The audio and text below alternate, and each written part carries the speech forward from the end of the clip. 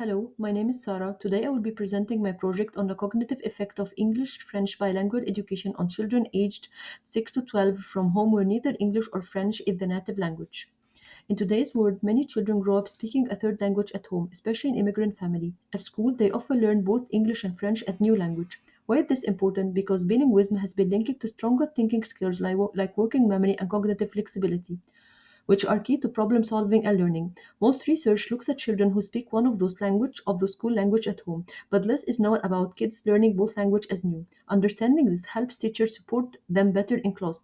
This also connects to cognitive science idea like distributed cognition, where learning is shaped by tools and social support, and embodied cognition, where our body and environment affect how we think. To explore this topic, I searched Google Scholar and the Georgia Tech Library using words like bilingual education and working memory. I focused on peer-reviewed journals and books from the last decade. I picked studies that involved children aged 6 to 12, especially from immigrant background. I grouped the articles by themes, bilingualism and cognitive development, and experiences of multilingual learners. I also made sure to include studies that used cognitive science theories like distributed or embodied cognition. I originally planned to study bilingualism across all age groups but narrowed it down to school age children for clarity. As I read more, I realized that most studies focused on kids who already speak one school language at home, so I shifted to looking at third language learner and focused just on working memory and cognitive flexibility. Across many studies, bilingual children in English-French programs showed improvement in both working memory and cognitive flexibility. They often performed better than monolingual peers, especially in tasks that required switching attention or holding multiple rules in mind. The benefit was strongest when children had early and long exposure to both language, and when classroom used visual peer support and structured tools. Bialystok showed that bilingual kids were better at switching between chord sorting rules, showing stronger executive control. Bloom found that Turkish Dutch bilingual scored higher in memory tasks, even when income and background were controlled. Nikolai showed that children in French immersion program performed better after 3 years, even if they started slow.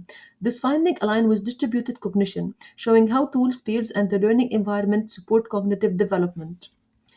This graph illustrates results from Janus and Bialystok study. It compares reaction times and emotional context in a memory task.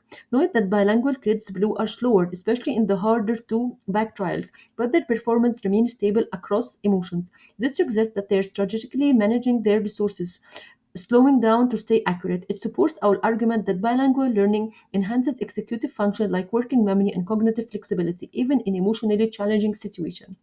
However, there were some limitations that I relied only on existing study. I didn't collect new data. Also, most studies didn't focus on third language learners like the children I'm most interested in. The definition of bilingualism and the method used varied a lot, making different direct comparison difficult. And while I used theories like distributed cognition and embodied cognition in my analysis, most people didn't mention them directly. Cultural and emotional factors weren't also deeply explored, though they can affect learning. In the future, more research is needed on children who speak a different home language than English or French. Studies should use standardized cognitive tasks to allow better comparison. It would also be helpful to test how different teaching tools like visual or peer work support memory and flexibility. I also believe we should integrate cognitive science theories more explicitly into classroom research. Finally, long-term studies should help us understand how cognitive benefit change over time.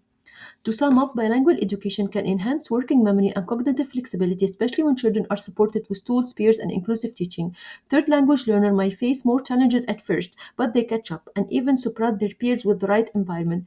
Theories like distributed cognition and embodied cognition show us that learning isn't just in the brain, it's shaped by people, space, and tools around us. With better supports, bilingual education can be a powerful tool for cognitive development in diverse classrooms.